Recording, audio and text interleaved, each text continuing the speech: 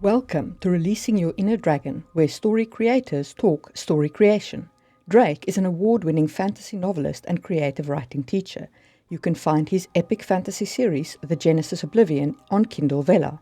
Marie runs a fantasy world-building channel called Just in Time Worlds, and her first book, The Hidden Blade, is available on Kindle Unlimited.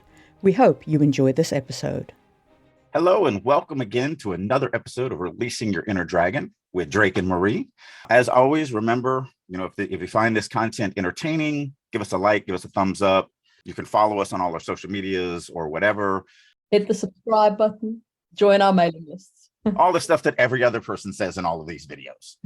It really does help the channel be recommended more in finding audiences that would be interested in us that just never have heard of us. You can also share this. That's also another way of helping us out. So if we're helping you out by giving you great information, helping us out would be kind of quid pro quo, Anyway, all right. So today we're going to be talking about something that is, I think, vitally important to storytelling. We're going to go a little bit in depth on character development. And so what I mean by that is developing a character before we're actually writing the story. So, thinking about all the things that we need to think about for what we're going to use for this character. And some of this is going to tie into theme, but the next podcast we're doing is actually going to be on character arcs to kind of tie this in. It's just too much to do in one podcast.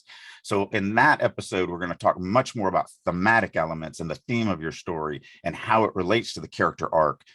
This one, let's just talk about like creating the character and the backstory of the character.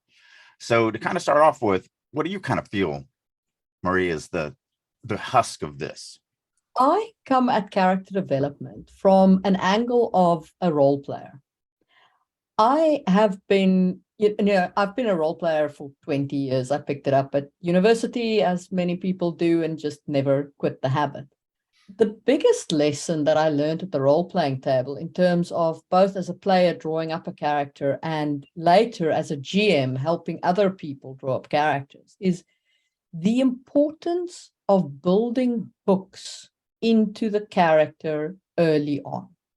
The character needs to have inbuilt levers that can be pulled that convince them to do something. It needs to have something that draws them into events. Now, in role-playing, obviously, you're creating fairly blind characters. You don't know the plot you're creating it for if you're a player and so on. But you still need to build in motivations. Why is the character going to be doing this?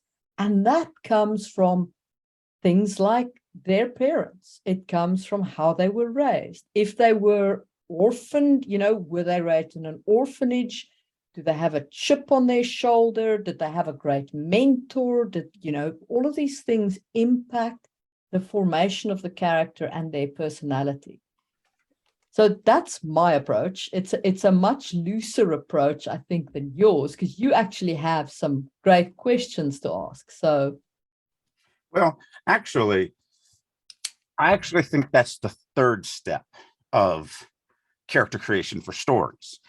You're right. I think a lot of writers do that first, and they do it, especially in my genre and your genre, the fantasy genre. I've been playing D&D since I was 9. I couldn't even read the word dexterity. I had found it at the local gaming shop. It was a bunch of 12, 13, 14-year-olds playing, but I really wanted to hang out with the older kids. So I bought the basic set. I took it home, and I forced my mother to sit down at the kitchen table and read me the rules and explain to me, because, I was 9 years old. So I think a lot of people start there. And I think that's a mistake for storytelling, because there's a couple of things that I think as a storyteller, you need to really, really understand, really kind of 3 things. One of the first really realistic things to think about as a writer, as a story creator, is your character isn't real. They are just a tool to deliver the theme. That's it. That's why, we'll talk about this next podcast, but that's why, how that character needs to be. So like I've talked about this before, like, Finding Nemo, if we look at the Marlin side of the story, that thematic element is what type of parent to be an overprotective parent, or to be a parent that understands that you have to develop a child to become an adult that's going to make their own decisions.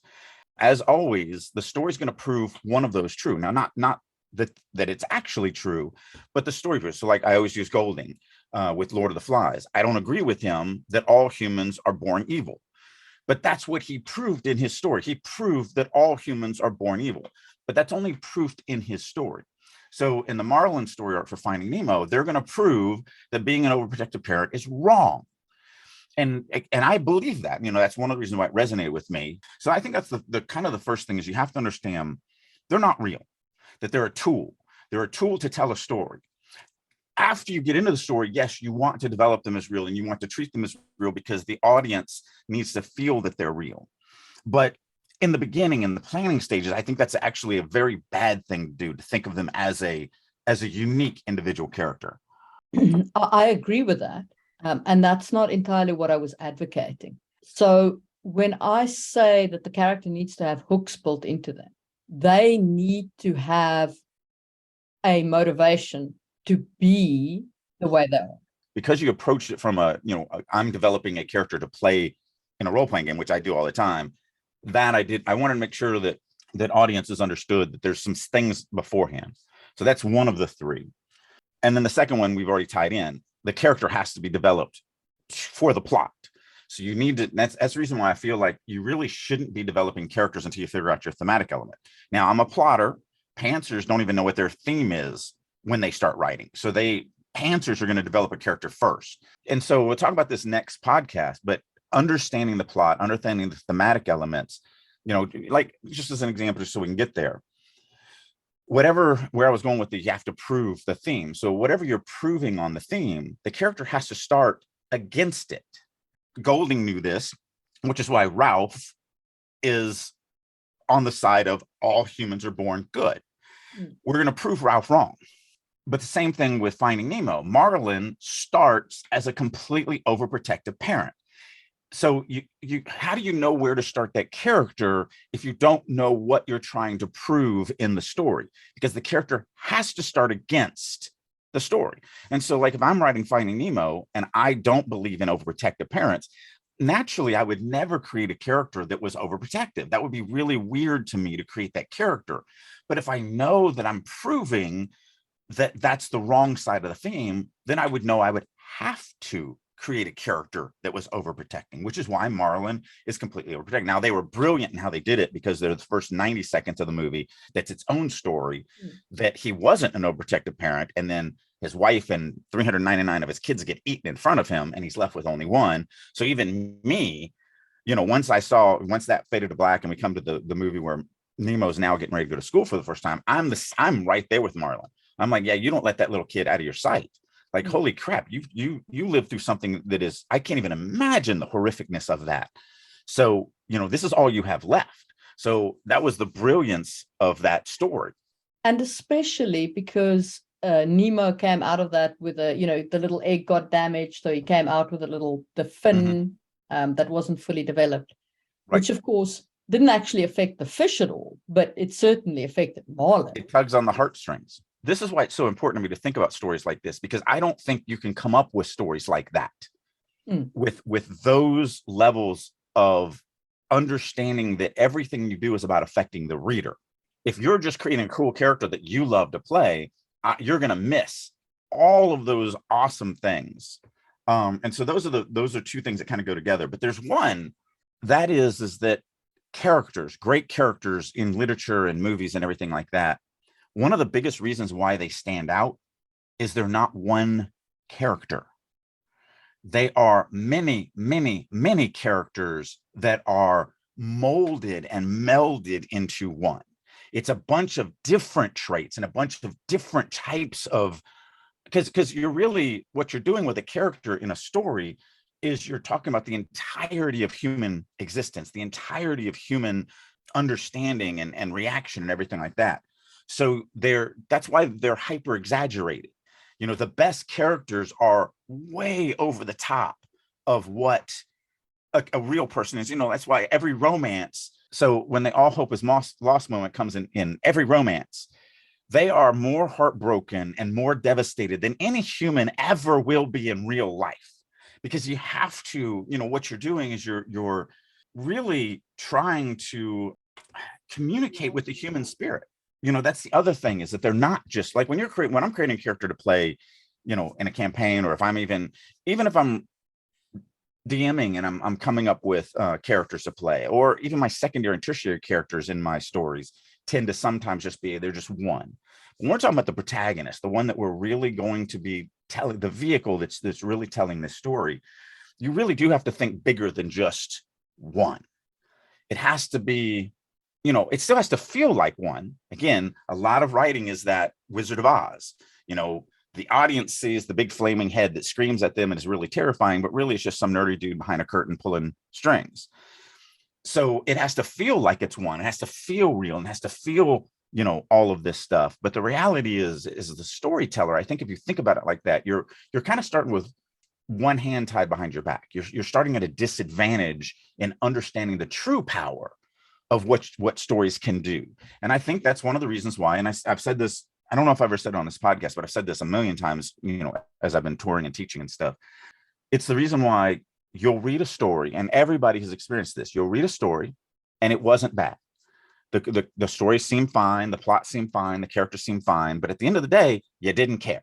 It didn't impact you in any way, shape, or form, even though you can't say that there was anything wrong with it. And that comes, in my mind, that comes from an immature storyteller, somebody who doesn't understand that it's about pulling on those heartstrings of the readers, doesn't understand that the character is just a tool. That's why it irks me, and it always has, when, I'll meet another writer and they'll be like, oh, my character's so awesome. My character is, because then I know they're just fantasy fulfilling. They're just creating a character that is perfect for them to, fantasy fulfill whatever they're trying to do, which absolutely every single time hurts the story. So in terms of the character creation process, we've spoken about the character needing to be larger than life, and we've spoken about the importance of it being on the other side. And not necessarily. So actually, I'm sorry to cut you off. Larger than life is not necessarily what I would say. Okay. I would say more exaggerated in the elements of humanity that you're exploring. Okay. So you can have a very meek character that is, very undertoned, but you still have to exaggerate them in whatever forms, in that one, my mind went to, maybe you're exploring depression, or you're exploring, suicide, or you're exploring some of these other, really negative, dark emotions. Those characters aren't going to be larger than life, but you're still going to exaggerate their emotions and exaggerate their feelings and exaggerate what they're going through, because you're trying to impact the reader at the highest level that you can. It still has to be real. It can't be like a caricature of, a character. That is where, it's the same thing that I always say when somebody asks me, well, how do you write a Black person or a gay person or whatever that you're not? And I always say, simple, you don't. You write a great character who is also Black or who is also gay, because again, it comes down to that same philosophy of, you can't have an agenda become a story. You can't have a caricature of some race or social standing or whatever and it become a good character. You have to start with the good character first and then give them those traits, as opposed to the other way around. And it really is more of a mode of thinking. So sorry. No, 100%. So exaggerating, we need to give our characters exaggerated traits. We need to start them off on the wrong side of the theme if they're one of the protagonists who's going to grow to overcome the theme, or whichever theme they're exploring. Well, and now you just made me, I want to contradict myself. Okay. That's if you're writing a story that ends in a good, positive way. If you're writing a story that's going to end in a tragedy, then the protagonist starts on the right side of the theme, starts on the wrong side of the theme, and then never changes, stays on the wrong side of the theme, and then fails miserably. Seven is a great example of that. We can go down, Hannibal Lecter is a great example of that. So, these are characters that absolutely stay. But then, and the same thing, a lot of nursery rhymes like the Pied Piper, King Midas, those are all tragedies. But again, whether the character grows and moves to the other side, the audience sees that and learns, or if they don't grow and it's a tragedy and horrible things happen to them, we get the lesson and we learn. So that's the goal of everything is the lesson for the reader. what are your other questions that you asked in terms of your 6 character development questions? So yeah, there's 6 questions that are the minimum that I feel that should be asked. And there's all sorts of things. And DrakeU is being revamped as we speak. And I'm going to be throwing a lot of this stuff up on drakeu.com. There's a questionnaire that I love to do, which is 100 questions to ask your character. And that's more of an interview style thing where you can really get into depth. And I'm not going to go into that here because that's too much, but eventually I'll have it posted up on DrakeU and or at least in the classes and everything like that.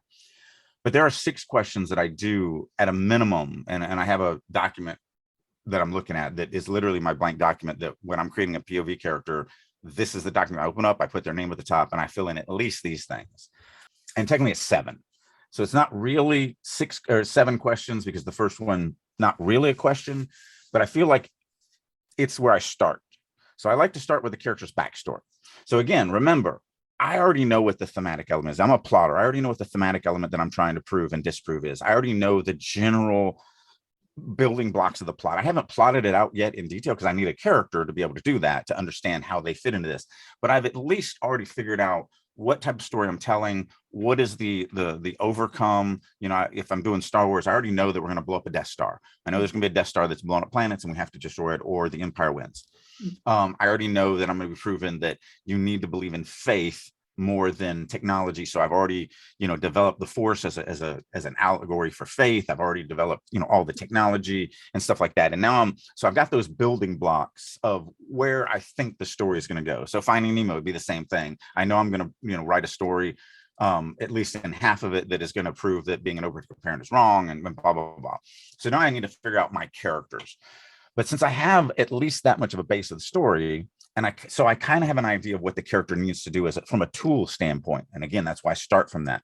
Now I need to take that tool and start making them more real. And that's why I think you have to start with the tool mindset, so that then when you start putting the reality on top of it, you never lose sight of the fact that it's still just a tool.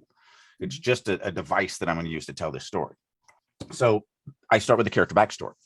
I start with, because I know a little bit about the world that I'm creating, because I've been world building while I'm creating the thematic elements and all of that. So now it's like, okay, so where did they come from? What is the society? And again, I haven't created a lot of this. So a lot of the society will get created as I'm creating the backstory. I'll start writing the backstory and I'll be like, ooh, maybe I'm writing a story that I'm going to prove that being a misogynist is bad. That means that I know this character is going to start off as a misogynist. Maybe, it's as simple as like As Good as It Gets, where the Herman Melville character is a misogynist at the beginning of that. Maybe that's when I come with the idea of he's on the spectrum. Maybe that's when I come with the idea that he's a writer, because writers can be horrible, especially back then. Not so much today, because it's now a buyer's market. But back in the day, there wasn't a lot of writers, in the 40s, 50s, 60s, 70s. So a lot of those writers were just horrible human beings, just pieces of garbage. And the industry just kind of had to deal with them because there wasn't an abundance of writers like there is today. So maybe if I know that, I'm going to make Herman Melville a writer so that I can make him a horrible human being, but still have this great career that he's loved by millions. If I'm writing fantasy, maybe I write a world that only has men, that women are locked away. They're never seen. They're only used to perpetuate the species. They have no rights, not even like, in the Islamic countries where, they have to wear the burqas and all that. Like, go even a step further, because again, exaggeration. They're locked underground in prisons and, forced bred, and if they have a girl, the girl stays down there. If they have a boy, the boy is taken out and given to a male parent to raise it, even though it might probably isn't even that male's child. These things I might come up with as I'm creating the backstory of this character, of where they came from and why they think the way they do. And again, it's more about grounding them in the wrong side of the theme. What are the events that led them to that wrong side of the theme? What are the events that made them be a misogynist, or made Marlin be an overprotective parent, or whatever? Unfortunately, I can't use the Lord of the Flies because that gets really complicated. Just chase a small rabbit for just a second. There are 2 types of thematic stories that you're going to tell: internal thematic stories and external thematic stories.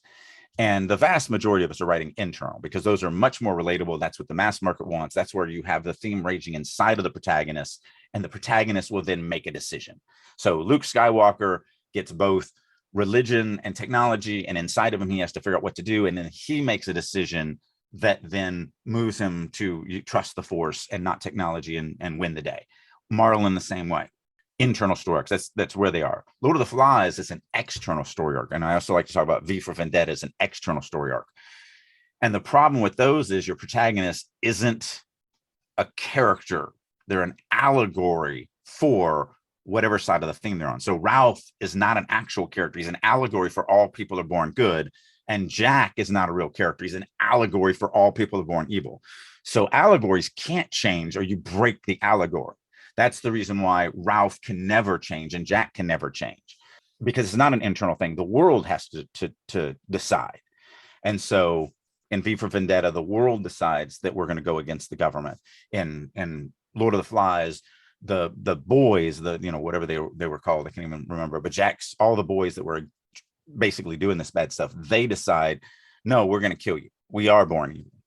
And so very different. So I can't use that as an example here. And most of us are going to be writing internal. I have never written an external story arc because it's not mass market successful. It's the reason why, even though I think V for Vendetta is one of the most brilliant stories ever written, it'll never make as much money as, Star Wars or Finding Nemo or any of those things, because external story arcs do not relate to the vast majority of people. Most of us can really relate to one person making a decision, because then we can go, what if I was in that position?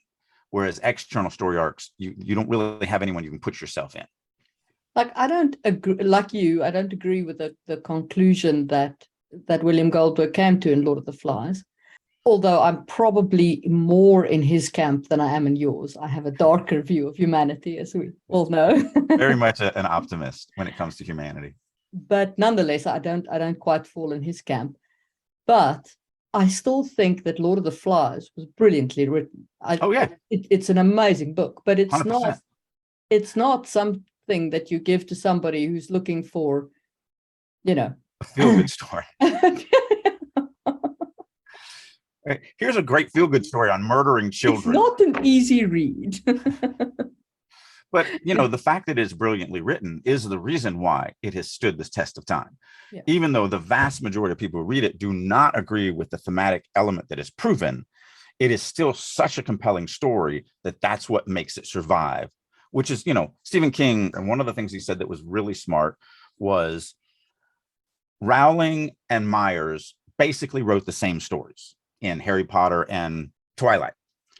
The only difference between the two is in 10 years, people will still be reading Harry Potter.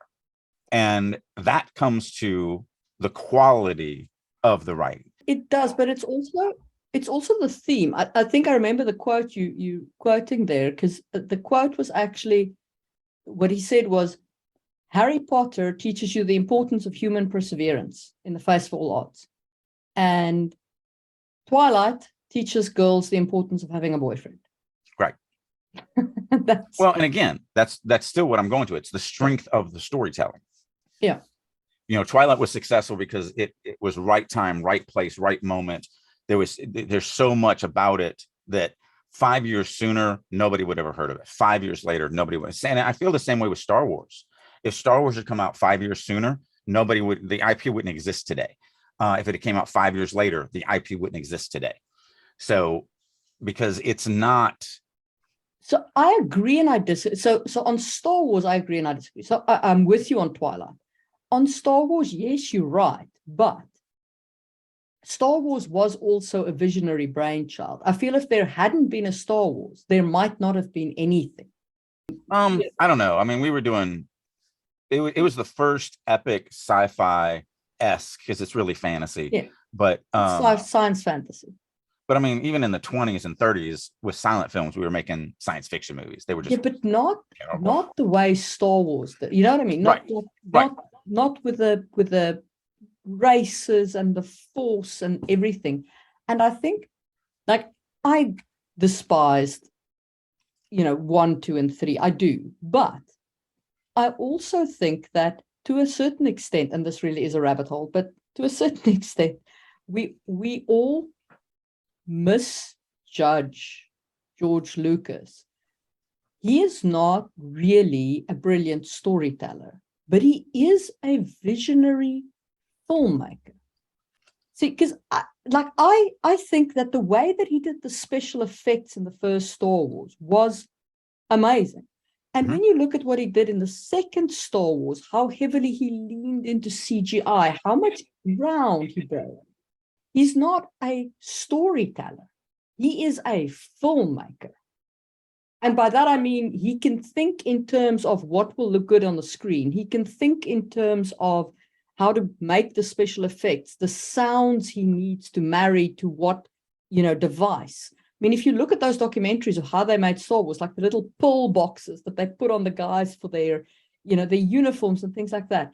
And then, as I say, in 1, 2, and 3, how heavily he leaned into CGI and the ground that they broke from a technical perspective on CGI. That's why, I'm like, he's actually a filmmaker. Right. I agree. And he also got lucky in really falling into Joseph Campbell's class, really taking everything that he said to heart on a hero's journey and implementing that exactly. So enough of that rabbit hole, but yeah, there's a lot of that. So to get back on track, character background to me is very, very important. I do a lot of world building during character development and background. I do a lot of what the character's about, because again, I already have some base of where I'm going. I don't have everything, but I really don't get to this point in plotting until I really kind of understand the thematic elements. So that's my first thing that I really spend a lot of time on and thinking of, what am I trying to prove in this story? And also remember, this is not a step-by-step thing. This is not like put tab A into slot B, then put tab C into slot. It isn't that way. I am creating characters and their backgrounds while I'm also trying to figure out what the theme is. I mean, all this is kind of happening at the same time. I just don't officially sit down and start writing it in a document until I get to this point. So, I've kind of got the idea for the character. I've kind of gotten, I've probably even have their name, I've named them at this point and all of that. I just haven't sat down and actually written all this stuff out into the documents that I use, my character documents that I use to really flesh this stuff out. Because there's something about, for me anyway, and again, you have to figure out your own kind of writing mythology. But for me, stream of consciousness works better. So like I come up with these general ideas. So like, even on world building, I'll come up with, maybe how a race is, or maybe how a whatever is. Like I love doing these. Hello, I am is what I call them.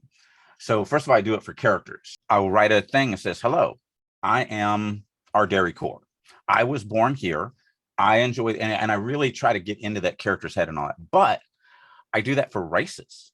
I'll do, like that race is called a Kithian. And I'll do, hello, I am a Kithian. And I will literally take this kind of broad approach of what does the race feel about itself? And I will write this entire biography. And it really does help me flesh things out. But I do it even for history of the world. We had this for the realm. I had the idea of where these gods came from and everything like that. And it all fit with that. But until I sat down and went, and for whatever reason, again, I don't even know, again, stream of consciousness of the muse is doing her thing and things are just coming out of nowhere. But I titled each one of them the age of this, the age of that. So the first one was the age of birth. And then I just wrote everything that happened when these gods were born and where, what they knew of their reality. Because they didn't know, they were just there. So they don't know their parents or whatever. So, and then the age of this and the age of that. And I kind of went through all the way through, even though I already had a rough outline in my head, I created so much world building in that document, writing in stream of consciousness, than I ever came up with before. So it's the same thing, once we get into here, once I sit down and open up the blank document, put the character's name at the top, and the first thing is character backstory, and I start writing that backstory, that's when that stream of consciousness comes into play. I'm creating, well, in the Ogre story for the realm, me and the guys had already created a bunch of the story because we're bouncing, we have meetings and we're bouncing stuff off each other all the time. But we had thrown a bunch of things out. And some of it was like, one of the things that I thought was a cool idea, but I didn't really understand how it was going to fit, was that in the Ogre culture, if a child is orphaned and there's no one to take the child, they're sent to this very specific monastery, all of them. That was like, okay, that's a really cool idea. I've never seen that before. I don't know how it's going to fit. But once I started into the backstory of this character, that became crucial to their development and everything like that. And you know, how it was. And in my mind, and when we were talking, she had an older brother, but once I got into that, it was like, well, she's an orphan. She can't have an older brother. I mean, she could, but it doesn't work as well for this other idea. And so things changed and things, you know, really started solidifying as I went through that backstory. So that's why I spend a lot of time on the character's backstory, because I actually create a lot during that. Do you have anything that you do? So I also like to create my background as a stream of consciousness. It's normally the only part of the story that I write in first person, and it never actually sees the light of day, right? It's my notes. Yeah, none of this stuff is going into the story. But because I'm writing it from the character's perspective just before the story starts, I find it easier to go as deep as possible and to write in first person all of the things that happen to me, Louis, the character, or whoever the character. That's exactly why I call them, hello, I am whatever. And I'm doing it in first person because then it really does make me view the world through the eyes of this character only. Okay, what's your next question? All right. Now I start getting, once I kind of have developed that and kind of understand a lot more about the world, a lot more about the character, a lot more about their background, everything like that. Now we get into the actual 6 questions that I think are vital. These are the minimum. Again, I have other things that I do as well, but these are the ones that I've pulled out that I kind of feel like you have to do. And I think a lot of people miss this. And I think if you miss this, you're starting with one hand tied behind your back, because you'll figure this out later and then you have to go back, or maybe you don't even figure it out or whatever. The first thing I like to do is, what is their internal conflict? What are they raging against? They live in a world, and more than likely that world is not a utopia. It can be. So if we look like Logan's Run, when we meet Logan, he truly believes in the concept of the world he lives in. And if you're not familiar with the 1970s sci-fi movie, basically these people are born from this pod and then they're raised in this dome. Because there's only so many resources, on their 30th birthday, they sacrifice themselves and they're killed so that fresh blood can come in and everything like that. Some people, surprisingly, decide when they hit 30, they don't want to die. And so they're called runners. And Logan is actually a cop that, you know, because they don't really have crime, but the one crime they do have is when somebody chooses not to sacrifice themselves. So this small little police force has to go out and either capture them and put them in the sacrificial room, or they kill them. And so when you meet Logan, it's a perfect utopia. So he's completely with his world. But then he turns 30 and he decides maybe 30 is not really that old. Maybe I don't want to die right now, which is why it's called Logan's Run. You know, that's what he's going to become at odds with. So even though that's an internal conflict that's going to develop in the story, I still want to know that, or I want to know what they're against before the story. I just like to know what they're raging against, because it really does dictate a lot of their actions. It dictates a lot of how they see the world. If they are, and it doesn't matter if they're right or wrong, they can be 100% wrong on their belief structure. You know, maybe they're a religious zealot and religion isn't real, or maybe they're an atheist, but religion is real. Like it doesn't matter if they're right or wrong. I just want to know what they really are internally conflicted about. Maybe, you know, like in The Fundamentals of Caring, which is a heartbreaking movie, the character is conflicted that he blames himself for this. I'm not going to say what it is, but he blames himself for this horrible thing that happened in his past, 100%, and he will not forgive himself. And so that's his internal conflict. I really kind of need to understand that, so that that's going to dictate his actions as he moves to that story. And that's going to dictate his self-loathing and his hate. And I need to understand where that hate comes from to really be able to run that character correctly and believably as he runs through this. So I really do think you need to know what the character's raging against, what is inside of them that's broken. This is different from their fatal flaw. And that is one of the other questions. So don't confuse this with a fatal flaw. This is kind of what's tearing them apart inside. And there's got to be something. Luke Skywalker, and it doesn't even have to be like awe-inspiring, like The Fundamentals of Caring. In Star Wars, when we meet Luke Skywalker, his conflict is, there's a war going on. I really want to join it, but my parents, and I know they're his aunt and uncle, but my parents don't want me to, and I really want to be the kind of guy that listens to my parents. So even though that's not this awe-inspiring, breathtaking conflict, it still dictates his stories. It still dictates why, even when he gets the opportunity to go, he's like, wow, I'm the only one that can help do these chores around the farm. I've got these obligations. I'm really a good boy too. So I'm going to turn this down and I'm going to go here. So that's what I mean by the internal conflict, which is why it's different from the fatal flaw, which we'll get into in a second.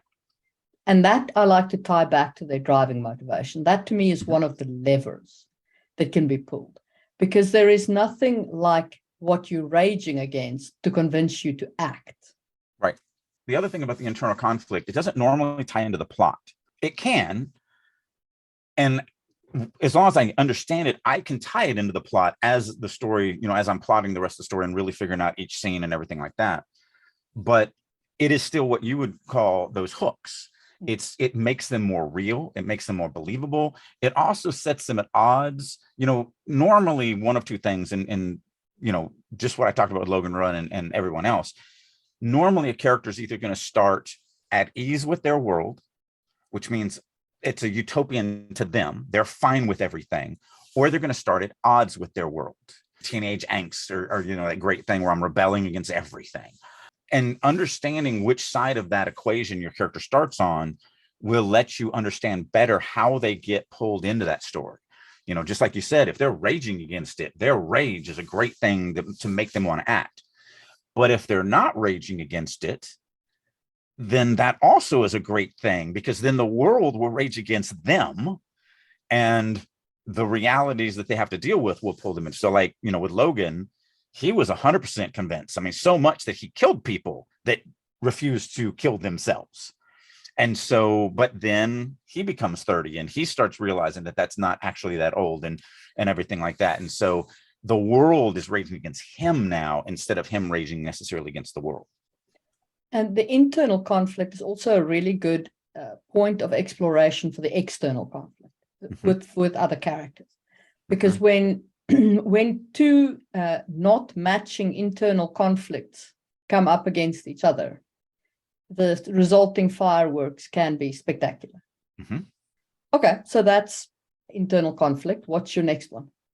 The next one that I usually think about is, what does the protagonist want? Now, this doesn't necessarily mean the story. So obviously, as we go through the story, eventually the character is going to want to overcome the conflict of the story. Luke Skywalker eventually wants to destroy the Death Star. But in the beginning, he doesn't really know that the Death Star exists. He doesn't even know the Force exists. He doesn't know all this stuff. So what I mean by what the character wants is, a part of Act 1 is setting up the everyman. It's connecting the character to the reader and making the reader care about that character. So the character has to have a want. Again, if you're starting a story, especially if you're starting it after the inciting incident, like in Shawshank Redemption, it starts after, it starts really after the trial. You kind of see all that in a kind of a sort of a flashback, but it's in the car. So it's kind of happening real time, whatever. But that's the inciting incident. Same thing with 12 Monkeys. The inciting incident has already happened. Bruce Willis' character is already in prison. He's already being used for scientific experiments. He already hates everything about his life. So we know what they want because the inciting incident has already happened. But most stories, the vast majority, are going to start before the inciting incident, which means boring.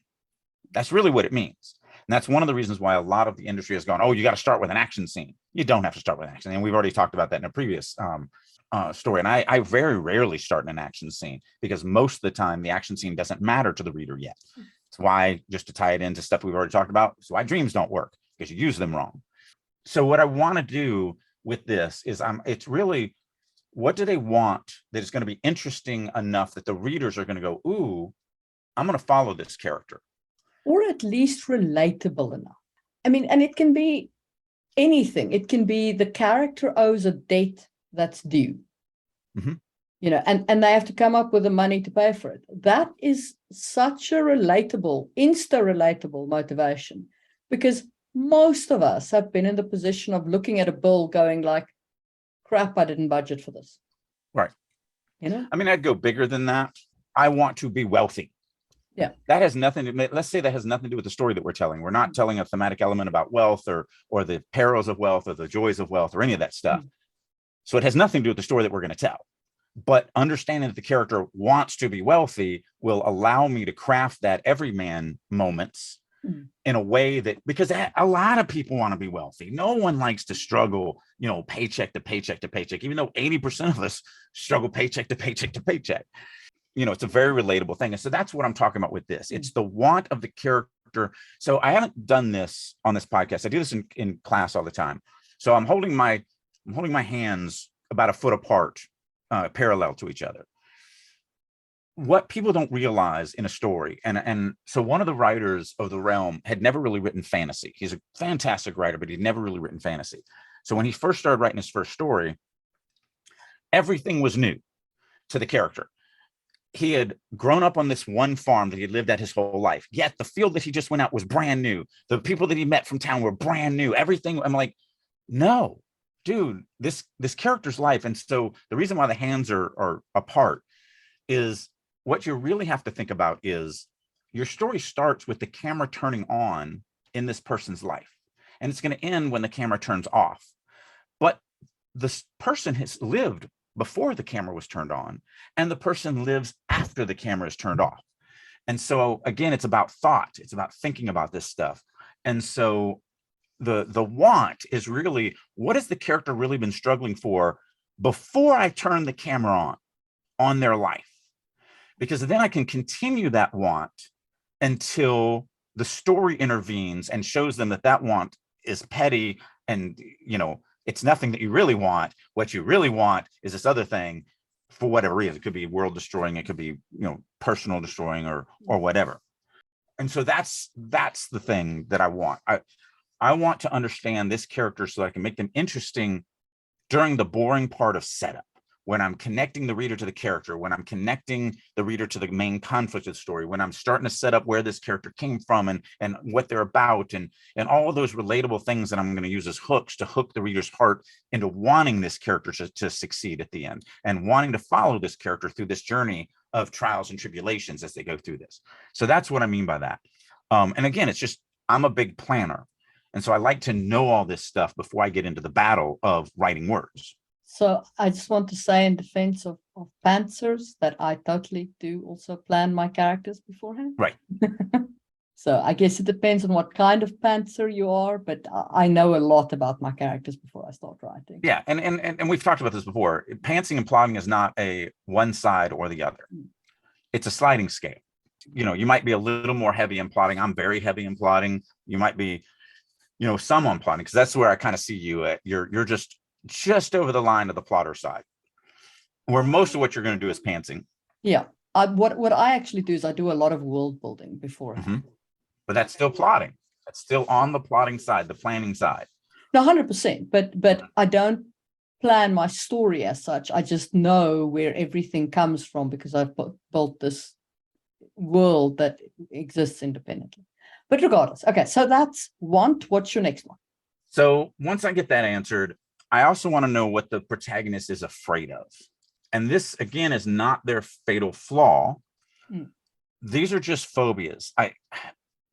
And we talked about this last podcast where I hate the strong females that have no flaw, that have no weaknesses. These are weaknesses more than the fatal flaw. Fatal flaw is really the last thing I create, and that's why it's the last question. Because that's going to tie into, the fatal flaw needs to tie into the conflict of the story. Whereas these don't. These just make the characters more real. What they want before the camera started doesn't have to tie into the story. It just makes the character more real and interesting. So it's the same thing here. I like to know their phobias. And the funny thing is from a role-playing game, I can't remember which one it is, because it wasn't D&D. There was one that had this very amazing phobia chart. There was like 200 different phobias. And you roll dice to figure out where your character was randomly. And so sometimes I will do that. I'll roll some random ones up. I'll reject them if I don't like them, because I'm not gonna put a limitation on myself that I'm not gonna enjoy playing with. And sometimes I'll just use that list to pick. But I really like that list where I go through and I can think about, oh man, it'd be really interesting if this person was, this person's an archaeologist that's in all these dangerous places looking for this ancient treasure, and they're terrified of snakes. That's going to be awesome. Like, it's gonna be a fun thing. It has nothing to do with the story. You know, Indiana Jones is not and the stories that he goes through are not impacted by his fear of snakes in any way, shape, or form. He never overcomes it. He's just afraid of snakes. So it gives these beautiful opportunities to have some fun and some comedic parts and make him more human. We're all afraid of something. I'm afraid of almost nothing. And most people think I'm afraid of nothing. I'm terrified of wasps. It's an irrational fear. A moth will fly by my head and I will freak out before my brain goes, that's a moth, dude. And I'm like, oh, right. I'm like that about spiders. I can't. I see a spider and my skin tries to crawl off my body when I see a spider. So yeah. I feel you. Yeah, it makes people more real. So I like to understand what their phobias are, and the severity of it. Because, you know, if they're agoraphobic a little bit, then they're going to be uncomfortable when they're in wide open spaces. If they're petrified by it, they're never going to willingly go into an open area. So understanding this makes the character more human, makes them more real. And, you know, it doesn't necessarily have to tie into the story, but I'd be lying if I wasn't biased by the information that I already know about the story and about the character now when I start picking these things. If Indiana Jones was afraid of commitment, that's never going to come into play on an Indiana Jones adventure story. Being afraid of snakes when you're an archaeologist going into jungles is going to come into play at some point, whether you want it to or not. And so, you know, I am a little biased by the information that I already have. And so I am still looking for those things that I think are either going to be comedic or humanizing or whatever. So I do like to come up with, and again, not the fatal flaw. These are just things that all of us have. We all have a phobia of some type. I agree with that. And I think that it's always fun to add some kind of fear to a character. I don't do it with every character necessarily, or it doesn't come into play with every character necessarily, but I do try and have some element. I especially like having phobias on characters that seem larger than life. So I'll give you an example. So I have a warrior character that can do incredible things in combat. He's one of those, you know, kind of powerhouse combat characters. And he's afraid of spiders, which I gave him that fear deliberately. Now I put in spiders because, you know, it's my go-to phobia because I'm afraid of spiders. but I put that fear in deliberately in a phobia form because of his very, very combat heavy strength and making that juxtaposition, you know. You going down that remind me of the Samuel Jackson's character, the villain in the first Kingsman movie. So he is plotting and planning to kill 90% of the human race, yet he can't stomach violence of any type. And so when he, you know, plotting it and all that is great, but when he sees somebody get killed or whatever, he pukes. He literally loses his lunch because he can't deal with the fact of violence. He's just terrified of violence. He's got a huge phobia of it, which is hilarious for a man who is plotting to kill 90% of the human race. So yeah, and that's what I'm talking about. So these first three, again, the backstory is not really a question. And technically the backstory, I usually figure out these 6 questions before I because these 6 questions are going to help me create that backstory, at least the first 3. The first 3 really should be done first and then do the backstory and then the next 3, because the first 3 are really questions about the character that has nothing to do with the story. So their internal conflict, what do they want when we meet them, and what are they afraid of? Those are things that aren't really story specific. The next 3 are when we are story specific. You might know this innately. So the next question, you might know this innately. I like to put it on paper. I like to be able to go back to it and really concentrate on it. And that is, what is their goal? In other words, what are they trying to accomplish once the story has shown them what the conflict of the story is? So Luke Skywalker's clear goal, I want to help the rebels defeat the Empire.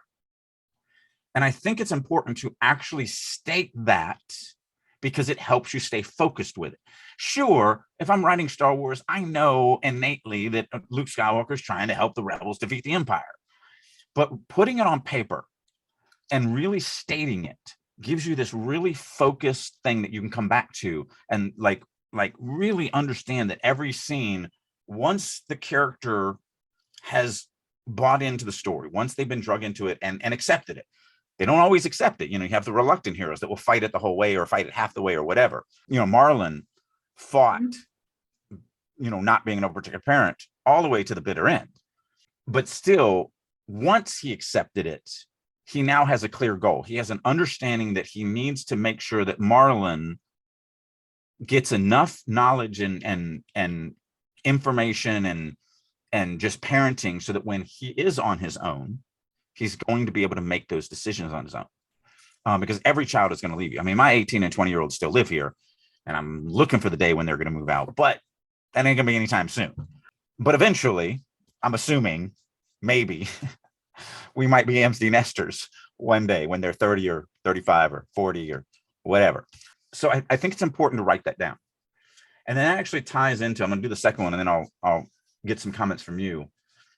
It ties into the next question, which is, and I think this is also vitally important. Again, you might innately know this, but writing it down will solidify it. Why is it important to them to accomplish that on a personal level? Why is it important for Luke Skywalker to help the rebels defeat the Empire? What about it makes it crucial to him? One answer would be revenge. The Empire killed my family. But that's kind of a weak one. So what is the other reason? For me, and again, I didn't write this, so I'm guessing. I didn't write Star Wars. But for me, Luke Skywalker also honestly wants to help people who are oppressed. He honestly wants to help make his universe a better place for people to live. And I think understanding that and solidifying that on paper will help you as you run that character through your story, because you really start to understand what is driving them through that story. So those two things, what is the actual goal of the character, whether they accomplish it or not? Again, it's feel-good story, or usually if you're writing a feel-good story, they're going to accomplish it. And then why is it so important to them? And I think the second part of that is what people miss. Everyone, gets the first part, but really understanding why it is so important to that character means that you won't put your personal biases, why it's important to you to prove this theme in your story, but why is it important to the character? And I think that is vitally important to really running that character correctly after they are embroiled in the story. I think that kind of motivation also comes extensively out of that background exploration. You can't have the character be motivated to turn the world into sunshine and roses if their backstory is all darkness and gloom. They might still be motivated to turn the world into sunshine and roses, but they probably have a different motivation behind it. So you need to kind of build that motivation into the background and into the relationships. And I'll speak at the end about the relationships. Yeah. Okay. And then last one, everybody should have already guessed by now. What is their fatal flaw and how do they overcome it? So this has to do with the theme. The fatal flaw has to be something that's going to prevent them in a very realistic way of being able to overcome the story. And they're going to have to overcome it. That's a part of that. Really, this question right here, I've said before that the two parts of stories that I spend the most amount of time on is what is the inciting incident and what is the false overcome. And the reason why those two are very hard is because it has to tie directly into the theme and it has to tie into the character. So the inciting incident has to happen because the character's on the wrong side of the theme. So Nemo gets kidnapped because Marlin is an overprotective parent. So those are difficult. Those are difficult to come up with and write. Same thing with the false overcome. So when we go into the battle, the final battle to overcome the story, the hero needs to come up with a plan that keeps them on the wrong side of the theme, because that's what we want. We don't want to change as people. So to make it believable, the character is going to come up with a plan. He's going, I can beat the bad guy and and keep my opinion too, and I'm going to win. And it needs to be very believable. And the readers need to go, yeah, you can do that. And then when they get in there, because it's a story and it's not real, they're going to fail. And that's usually where the all hope is lost moment comes into play. So understanding the character and understanding their fatal flaw, the fatal flaw is what's really hampering them from being able to transform and move to the correct side of the theme.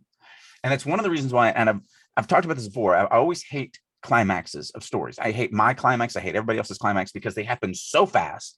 And but I've never figured out a way to do them differently. If you're really following the structure of how to impact the reader the most, you kind of have to have that false overcome where they fail. And then they're in a position where they're going to die in like 3 seconds. So they have to then overcome the story or they're dead. And so it just happens so fast that, I'm always looking for a way to extend that or to make that more, whatever. But, I'm not smart enough to figure it out. So I haven't done it yet. But that's why understanding their fatal flaw is so important, because overcoming that fatal flaw is really how they overcome the all hope is lost moment. They have to struggle with that last thing at the very, very bitter end of their journey.